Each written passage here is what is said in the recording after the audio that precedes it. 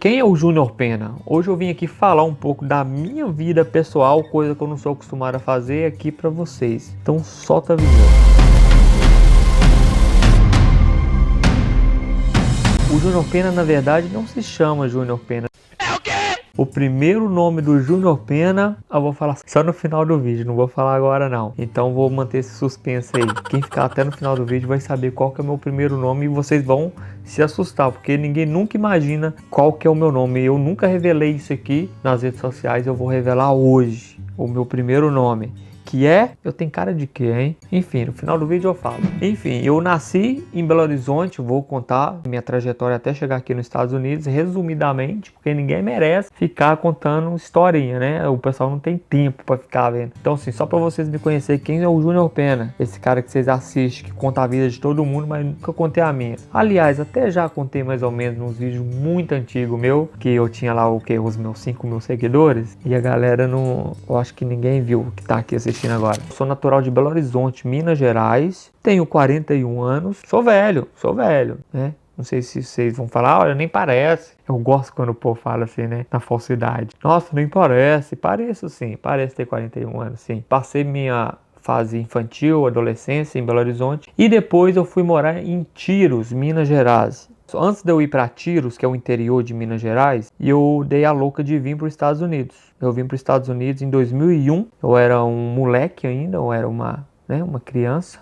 E eu vim e não gostei dos Estados Unidos não. Peguei o visto, vim, fiquei aqui, comecei a trabalhar no pesado, né? Não era acostumado muito a pegar no pesado. Adolescente, Belo Horizontino, estudante, vim para os Estados Unidos com seus 15, 16 anos. Em 2001, alguns meses antes do ataque do World Trade Center. Fiquei 3 meses, não gostei, peguei e fui embora. Fiquei com saudade, porque não tinha nem GPS, não tinha rede social, não tinha essas coisas não, gente. 2001 tinha somente... O que tinha em 2001?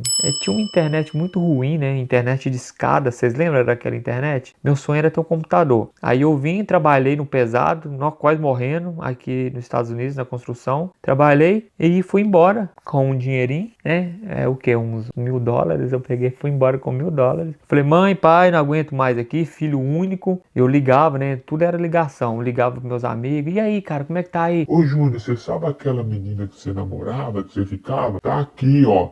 A gente viu ela na festa com outro cara. Eu falei, poxa, mano. Ô Júnior, você sabe aquela festinha que vai ter aqui? Vai ter outra nova. Você vai perder, cara. E com tudo isso, eu na minha fase da adolescência, eu falei, eu não vou ficar aqui nos Estados Unidos não. Nesse sofrimento, nesse frio aqui, eu vou embora. Eu peguei e fui embora. Juntei uns $1.000 aqui, fui embora. Vocês acreditam que quando eu cheguei no aeroporto de São Paulo, que eu fiz escala, eu achei $4.000 no chão? No chão, assim, do aeroporto, eu saí do banheiro e vi $4.000. Eu acho que era de uns caras engravatados que tava lá conversando. Peguei, enfiei no bolso e vazei. Cheguei no aeroporto de Confins, meu pai, minha mãe para me receber, na maior festa. A molecada toda lá da rua. Fiquei 3 meses fora, gente. Não era nem motivo de festa. Mas aqueles 3 meses foi uma eternidade para mim. Peguei.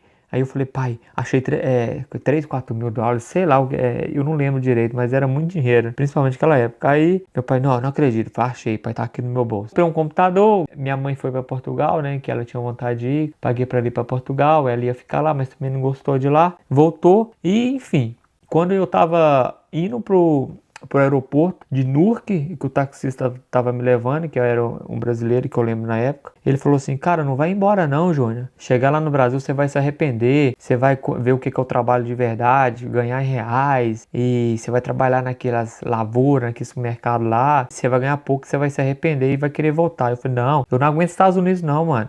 Eu vou embora. Eu peguei e fui embora. Fui embora.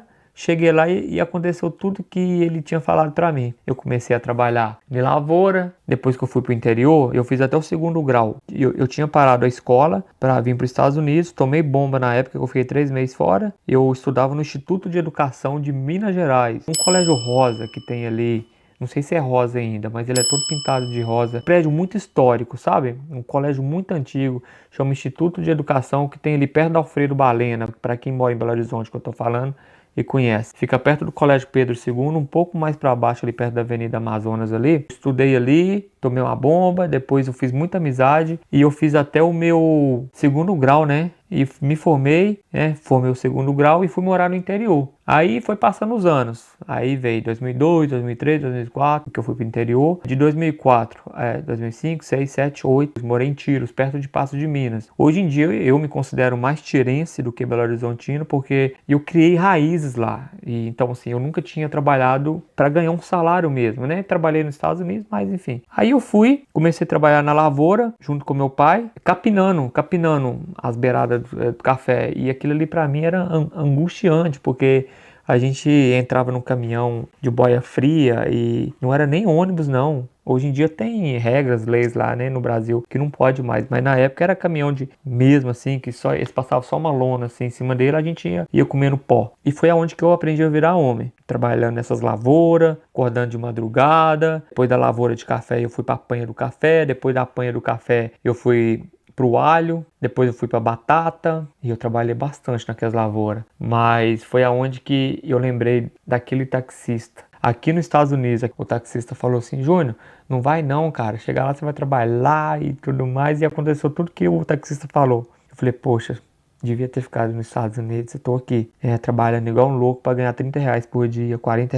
Aí de vez em quando eu bati uma laje. Chegava em casa com o ombro até sangrando assim, ó. Minha mãe falava assim: ô meu filho, você vai voltar para os Estados Unidos, você vai conseguir vencer. A gente fica desanimado, né? Por isso que quando eu converso com o pessoal que está no Brasil, eu sei o que você está passando, né? Eu já passei por isso. A galera que mora na cidade grande, pegando metrô, pegando ônibus de madrugada, né? Voltando à noite. Aí o que aconteceu? Aí eu falei com meu pai: ô pai, eu quero voltar, né? Eu tive uma filha nesse processo. Eu namorei, tive uma filha lá em Tiros. Hoje em dia a minha filha tem 17 anos. E o meu sonho sempre foi ter, né, um filho ou uma filha que Deus mandasse com saúde, era o que importava. E um dia eu sonhei, e eu amo criança, um dia eu sonhei que a minha namorada estava grávida e que era uma menina. Aí passou um tempo depois, ela falou que estava grávida e que era uma menina. Até a voz dela, gente, até a voz dela é igual no sonho, ela nasceu igual. Oi papai, aquela voz doce. E meu sonho sempre foi pegar na mãozinha dela, levar para a escola, né, tudo mais. Aí surgiu os Estados Unidos na minha vida de novo, de voltar para os Estados Unidos. Meu pai falou assim: não, eu te ajudo, você voltar, você já está um homem mais formado, você sabe o que você quer, você sabe o jeito que são as coisas lá, agora eu tenho certeza que você não vai voltar. E é isso mesmo que você quer, meu filho? Você vai deixar sua filha aqui, você não sabe quando que você vai voltar. Aí eu falei: pai, eu quero ir, quero voltar para os Estados Unidos. Eu não tô aguentando mais a vida aqui. Trabalhar. Gente, eu trabalhava tanto, trabalhava lavoura, batendo laje, descarregando caminhão de cimento, de adubo. Ia para as fazendas, era uma loucura a minha vida lá. E eu sempre pedia para Deus que a minha vida fosse mudada, que eu queria, sabe, ganhar mais, que eu queria ser um cara mais conhecido, que fosse alguma coisa honesta, sabe? Mas é que a gente nunca entende os planos de Deus. E eu orei, pedi para Deus, e meu pai conseguiu um dinheiro lá. A gente não tinha muita coisa também, nada, né? É só que toda a vida a gente tinha nossa casinha própria. Aí eu vim despedir da minha avó, e eu despedindo sabendo que ia ser a última vez que eu ia ver ela, que ela já estava com seus 80 e uns quebrados, e despedi. E aí a minha avó até falou: ô Julinho, ela me chamava de Julinho: ô Julinho, a avó não vai te ver mais, né? Falei: vai, vai. Peguei, vim embora, né? Sem olhar para trás. Aí eu cheguei para cá e eu comecei a trabalhar na construção, já sabendo que ia ser pesado. E por mais que a gente saiba o que a gente vai enfrentar aqui, é difícil, gente. É difícil o início para todo mundo. É uma mudança de vida completamente assim. E dessa vez foi muito mais difícil para mim, porque eu deixei uma filha, né? Deixou uma filha, deixou uma pessoa que eu amava, né? Que é a mãe dela. E infelizmente aconteceu o que eu mais temia, que era perder as pessoas que eu amo, né? Tô falando só de relacionamento, tô falando, né? A minha avó faleceu, meu pai faleceu, eu perdi a mulher que eu amava, porque com o tempo não tem jeito, gente. Com o tempo ela conheceu outra pessoa e eu conheci outra pessoa também, né? A gente fica carente. Não adianta. A minha filha cresceu, toda a vida eu sempre acompanhei. Eu tentei ser um bom pai, eu sei que vai ter muita gente me julgando. Ah, você deixou sua filha, eu nunca deixaria. cada história é cada história, né? Se eu estivesse no Brasil, eu estaria reclamando da vida. Se eu estivesse nos Estados Unidos, minha vida ia ser melhor. Agora tá aqui minha filha passando trabalho. Mas a gente faz uns planos, Deus faz outro. Eu tô feliz, não tenho nada que reclamar. Graças a Deus, nunca fiquei doente nessa terra. Eu já falei sobre doença nessa terra. Quero gravar um novo vídeo para falar sobre isso. E a minha história é essa. Um cara batalhador, guerreiro, que nunca mexeu com nada de errado. Eu tenho minhas falhas, tenho meus pecados, meus erros, assim como todo mundo tem. Só que eu sempre fui um cara que eu sempre corri de confusão. Sou filho único, sofri demais porque eu achei que eu não ia sofrer, como eu estava falando, né?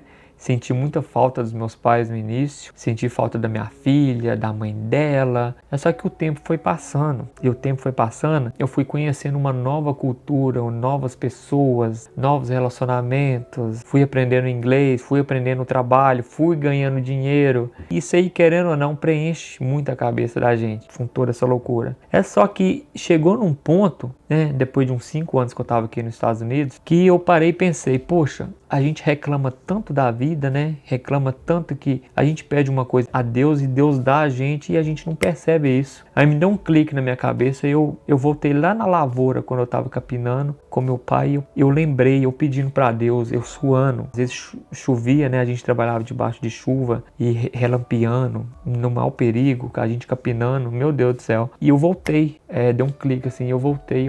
Naquele dia que eu estava trabalhando, que eu pedi para Deus, Deus, me tira desse lugar, eu não aguento mais trabalhar aqui ganhando 30, 40 reais por dia. E eu lembrei desse dia que eu pedi para Deus para estar, aonde eu estou hoje. E eu parei de reclamar a partir desse dia. E muita gente não percebe que está realizando seus sonhos, mas está murmurando, está reclamando. E a vida é um processo. E é como eu falei, se eu estivesse no Brasil hoje, eu estaria reclamando porque eu não estaria aqui nos Estados Unidos, né? E agora muita gente está nos Estados Unidos e está reclamando porque está aqui. E olha só, hoje eu estou aqui, ajudei muito meus pais, perdi meu pai, eu devia murmurar por causa disso. Mas eu não vou murmurar, sabe por que eu não vou murmurar? Porque meu pai, ele morreu, ele se foi, né? Só que as pessoas falam que tá presente, eu tô presente.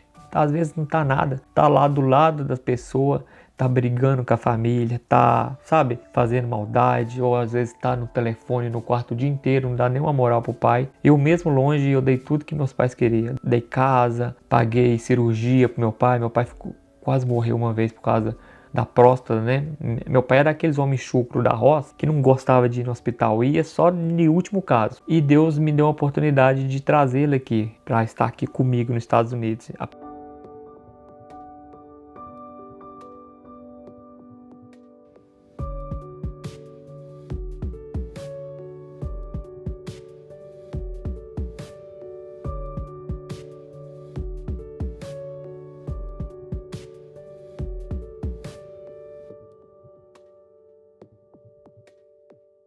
Aproveitando ele. E Deus me deu a oportunidade de estar com meu pai aqui nos Estados Unidos. Meu pai veio, levei ele para trabalhar, levei ele para passear. Tá aí as fotos, passando para vocês verem. Eu acho que eu pareço muito com meu pai. E a minha mãe também, ela vem de vez em quando.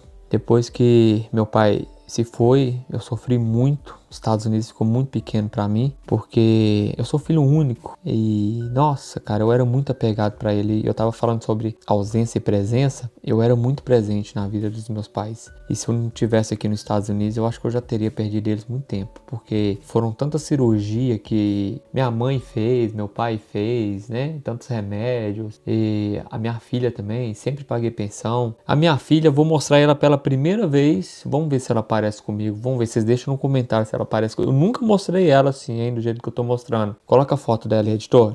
Olha, ó, essa aqui é a minha filha. O nome dela, não vou falar o nome dela não, senão depois ela vai ganhar muitos seguidores lá e eu não quero levar problema pra ela não, entendeu? Eu sou um cara que eu não mostro muito minha família. Então essa aqui é a minha filha, hoje ela tem 17 anos. Gente, sempre foi uma menina exemplar, nunca me deu trabalho, nunca me deu dor de cabeça com nada. E ela, essa menina aqui, eu sempre vejo ela com esses olhos aqui, ó. Coloca a foto dela e eu segurando ela quando ela nasceu.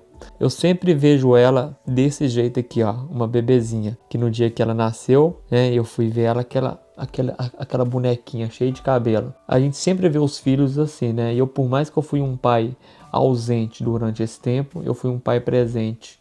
com outras coisas que ela precisava. Ela já tentou o visto um monte de vezes e não conseguiu entrar aqui nos Estados Unidos. Mas a gente ainda não perdeu a fé, né? E eu tô tentando ainda. Antes que vocês perguntem, que eu sei que vocês vão perguntar. E a minha mãe é essa, a dona Geralda Pena. Aí eu posso falar porque ela não tem rede social mesmo. Minha mãe, ela é preta, sofreu muito preconceito quando eu nasci. O pessoal perguntava se ela era minha babá. Naquela época tinha muito preconceito também, né? O povo não escondia muito. Ainda hoje tem, mas eu puxei meu pai, só que minha mãe sempre falou assim, ó. Você puxou seu pai, a pele de seu pai, mas o seu sangue é preto, igual o meu. Minha mãe, ela era serviçal na casa das pessoas. Serviçal, que eu falo assim, ela morava nas casas das pessoas, dos fazendeiros na época, entendeu? Pra ela ter onde ela viver, onde ela morar. A mãe da minha mãe morreu muito nova. Quando eu falei da minha avó no início, é minha tia-avó que ficou criando a minha mãe, sabe? Com 12 anos. Minha mãe perdeu a sua mãe verdadeira, né? Então a minha tia-avó ficou cuidando da minha mãe. Então a minha mãe sempre, né, viveu assim nas casas serviçal das pessoas, tadinha. E meu pai, ele mexia com cabrito, né? Ele tocava os cabritos ali na adolescência dele. Então, meu pai sempre foi um homem muito trabalhador. Depois que eu fui crescendo, meu pai foi trabalhar no Ceasa de Belo Horizonte, trabalhou 24 anos no Mercado Central de Belo Horizonte, e eu tudo acompanhando aquela trajetória deles. Minha mãe depois foi trabalhar como cozinheira num hospital, depois que a gente mudou para Belo Horizonte. Inclusive, eu nasci nesse hospital, no Padre Eustáquio, que se chama Frederico Ozanam. Hoje em dia o hospital é fechado, não existe mais. Enfim, voltando, né, a minha trajetória, que daria um filme, tudo que eu passei, tudo que eu passo, ainda mais envolvendo todas essas histórias das pessoas que vêm me procurar, me pedir ajuda, que como começou tudo isso, o mundo da internet na vida do Júnior Pena. Eu nunca ia imaginar que aquele cara que estava lá na lavoura capinando um dia, ou estava batendo laje no interiorzinho de Tiros, hoje estaria aqui no mundo da internet, com essa quantidade de seguidores. Meu Deus do céu, eu tenho 1.300.000 no TikTok, eu tenho, né, até no momento desse vídeo, eu tenho um pouco mais de 400 mil no Instagram. Aqui no YouTube eu tenho mais de 100 mil pessoas inscritas, sem contar no Kawaii, que parece que já tem uns 500 mil também. Então, assim, todas as redes sociais deu um boom de repente, e eu não esperava isso. Porque assim, eu comecei a fazer vídeo, mas eu fazia vídeo assim como todo mundo faz, mostrando os Estados Unidos, tirava uma foto, ia ali na Estátua da Liberdade, ia em Nova York. E eu trabalho muito em Nova York, na área da construção, na área do piso. Então, assim, quando eu ia para passear, que eu não gostava de ir em Nova York, que eu tava lá quase todo dia, eu já ia meio assim borocochô, mas mesmo assim eu tirava uma fotinha, postava, e aí eu comecei a fazer uns vídeos. Comecei a fazer uns vídeos de comédia, né? Fazendo uns videozinhos no trabalho. E um dia eu fiz um vídeo de um cara almoçando. Eu tava almoçando, eu cheguei pra ele e falei: "E aí, cara, o que você faz? Onde você mora?" Foi um vídeo de uns 50 segundos e postei, aí começou a viralizar, aí eu comecei a ganhar seguidor. Aí eu fiz outro, fazendo as mesmas perguntas, e eu fiquei nessa vibe. Aí eu vi que tava subindo, eu falei assim: poxa, o povo gosta disso. Aí eu comecei a fazer essas mini entrevistas, do meu jeito mesmo, que eu sei, eu não sou nenhum jornalista profissional, eu sei que eu não sou, eu recebo muito hater por causa disso. Eu não tenho a didática, né, muito boa assim, a fala muito de um padrão de um jornalista profissional, eu não tenho, mas eu falo do meu jeito e eu pergunto o que eu quero, né, e eu não tô sendo pago para isso. Eu sou o dono do meu canal mesmo. Eu falava: quer saber? Eu vou perguntar o que eu tenho curiosidade, o que todo mundo tem curiosidade. Aí eu comecei a perguntar quanto tempo que a pessoa tá aqui, né? O que a pessoa faz. E é uma entrevista. E nessas entrevistas a gente, às vezes, invade um pouco a intimidade da pessoa. Mas antigamente era eu que procurava as pessoas. Você quer fazer uma entrevista? Você quer falar? E começou a dar um boom, né? Deu um boom em todas as redes sociais, inclusive no TikTok. Eu tenho até uma curiosidade para contar do TikTok, que eu não gostava muito do TikTok, não. Aí eu fui um dia, eu fiz uns videozinhos lá e abandonei o TikTok. Peguei o aplicativo e apaguei. Mas ele continuou ativo lá, né? As pessoas entravam, mas era só eu que não via. Depois de um ano, eu baixei o aplicativo de novo e eu vi e assustei. Tinha 200 mil seguidores ou 300, sei lá, alguma coisa assim. Falei: opa, vou continuar esse negócio, tá louco? Aí eu fiquei assim bobo, porque os comentários, né, o tanto de seguidor que já tinha o TikTok, eu vou continuar. E eu continuei com Facebook, TikTok, Gente, as únicas redes que eu não uso é o Snapchat, eu acho que é muito para americano assim mais, e o Twitter, eu não gosto, nenhum desses dois. Mas as outras redes eu fiquei ativo, né? Aí eu comecei a postar vídeo, aí eu vi que eu tinha uma força muito grande, sabe de quê? Para ajudar pessoas, porque um dia apareceu uma menina doente lá na minha cidade com problema de pele, e eu pensei assim, por que não ajudar essa menina, né? Esse tanto seguidor que eu tenho, vamos ver o que que dá. Pedi para ela me mandar as fotos, ela me mandou umas fotos dela machucada, lúpus, sabe?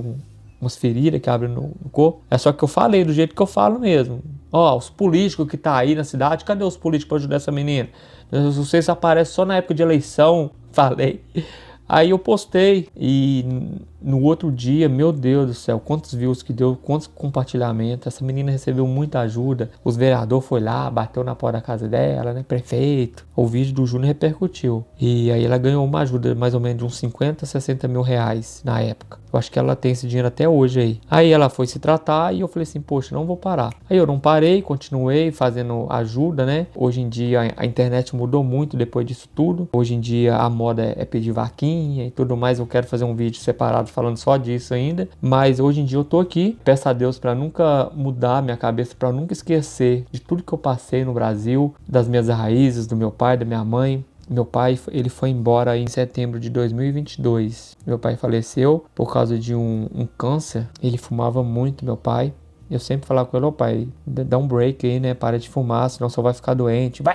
Vai nada, vou chupar uma balinha aqui e vai melhorar. E ele começou com a coceirinha na garganta. E essa coceirinha foi aumentando. Não foi fácil. Um dia eu quero falar sobre perder pessoas nos Estados Unidos. Tô fazendo um resumão da minha vida para não ficar muito chato e nem muito alongado. Mas enfim, a minha vida aqui em relacionamento com pessoas que me pedem ajuda, pessoas que procuram o meu perfil. Hoje em dia eu procuro muito saber quem eu ajudo, porque várias pessoas que me procuraram, que pediram ajuda e que eu ajudei, e quando eu fiquei sabendo que não estava precisando de ajuda nada, ou tinha auxílio do governo, ou somente esvaziava a geladeira, tirava foto e mandava para mim, que eu fui descobrir depois, pessoas que eu ajudei que pegou o dinheiro e fez festa de casamento, sabe? Meu Deus do céu, é cada decepções que eu já passei com o negócio de vaquinha, mas a gente aprende, com isso tudo a gente aprende. E a gente tá nessa pegada aí até hoje, né? Tentando ajudar, as decepções sempre vai ter com pessoas que estão próximas, mas isso aí não me faz parar. Eu sei onde que eu quero chegar, eu sei por que eu estou aqui na verdade.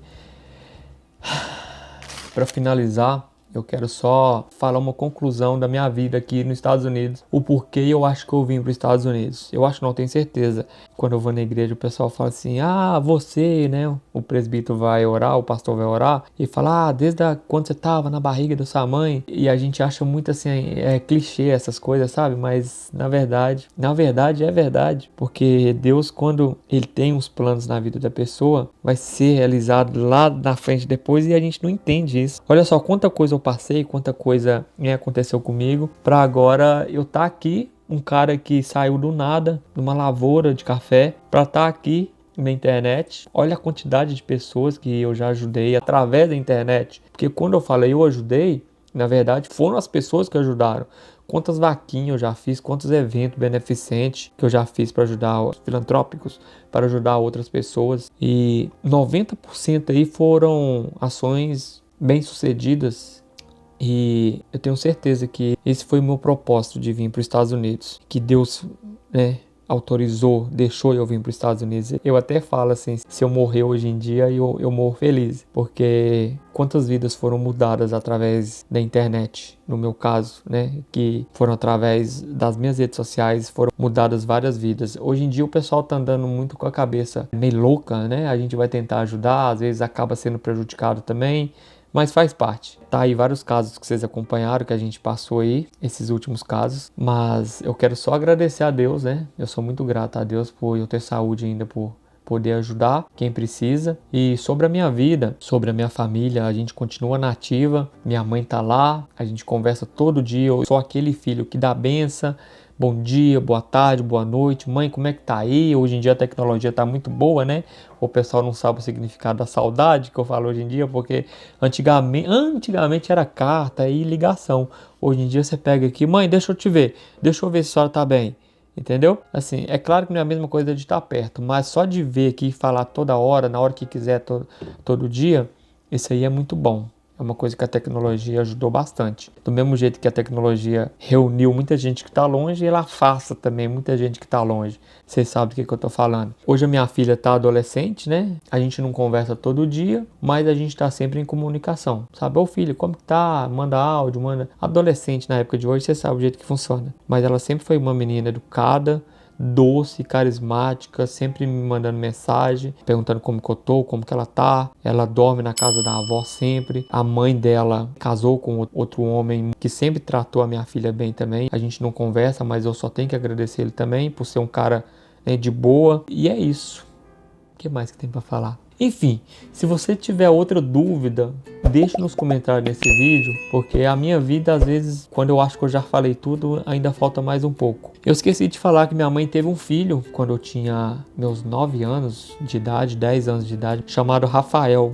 Ele nasceu síndrome de Down, minha mãe teve ele com 42 anos, foi pouco tempo que ele ficou vivo, morreu com 10 meses, né? Aconteceu um acidente com ele no hospital, deixou cair ácido na cabecinha dele, tadinho. E ele acabou falecendo com tudo isso. Pegou infecção hospitalar e faleceu. Mas foi coisa assim, já de anos e anos. E é isso. Se você tiver mais alguma pergunta, deixa aqui nos comentários e eu ficarei feliz em te responder. Eu sou Júnior Pena e a gente se vê no próximo vídeo. Tchau! Rapaz, eu já tinha finalizado o vídeo quando eu fui lembrar que eu prometi no início do vídeo que eu ia falar o meu primeiro nome para vocês. E eu sei que vocês estão curiosos, querendo saber, né? O meu nome é Eustáquio.